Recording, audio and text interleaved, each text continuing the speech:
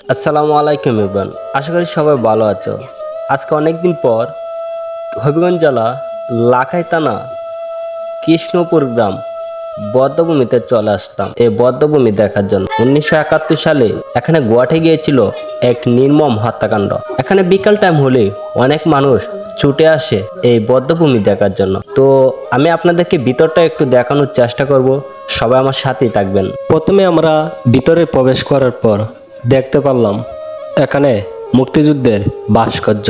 যুদ্ধের সময় যারা শহীদ হয়েছেন তাদেরকে স্মরণ রাখার জন্য এই ভাস্কর্য তৈরি করা হয়েছে। এই কৃষ্ণপুর বধ্যভূমির ভিতরটা দেখতে অনেক সুন্দর। চারিপাশে রয়েছে গাছপালা, প্রকৃতির অপরূপ সৌন্দর্য। 1971 সালে স্বাধীনতা যুদ্ধের সময় কৃষ্ণপুর গ্রামে বাবু অমরেন্দ্র লালের রায়ের নেতৃত্বে অনেক যুবক মুক্তিযুদ্ধে অংশগ্রহণ করার জন্য ভারতে চলে যায় এবং সরাসরি পাকিস্তানি হানাদার বাহিনীর বিরুদ্ধে অংশগ্রহণ করে। অন্যদিকে যোগাযোগ না থাকার কারণে নিরাপদ মনে করে গ্রামের মানুষের আত্মীয় স্বজন, পরিচিত ও অপরিচিত বহু মানুষ এখানে পালিয়ে এসে আশ্রয় গ্রহণ করে।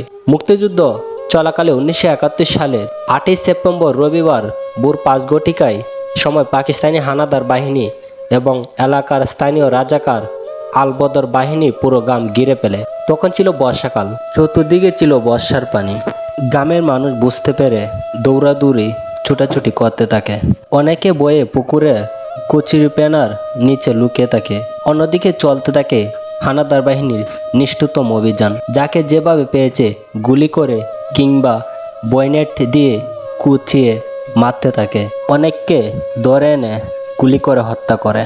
তারা গ্রামের বাহিরে মোট 127 জন মানুষকে নিষ্ঠুরভাবে হত্যা করে এবং অনেক লোক মারাত্মকভাবে আহত হয়ে প্রাণে বেঁচে যায়।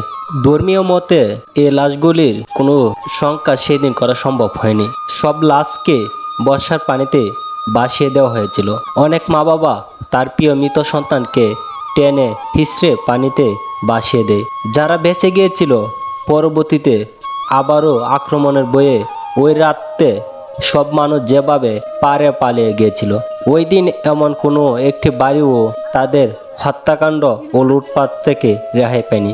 বাংলাদেশের স্বাধীনতা সংগ্রামের যে 30 লক্ষ শহীদ আত্মদান করেছেন তাদের সঙ্গে আছে কৃষ্ণপুর গ্রামের 127 জন শহীদের আত্মনাদ। এই ছিল আমার আজকের ভিডিওর মধ্যে অনেক কথা বললাম। কথার মধ্যে যদি কোনো ভুল হয়ে থাকে তাহলে সবাই ক্ষমার দৃষ্টিতে দেখবেন। দেখা হবে নতুন কোনো ভিডিও নিয়ে। সবাই ভালো থাকবেন, সুস্থ থাকবেন। আল্লাহ হাফেজ।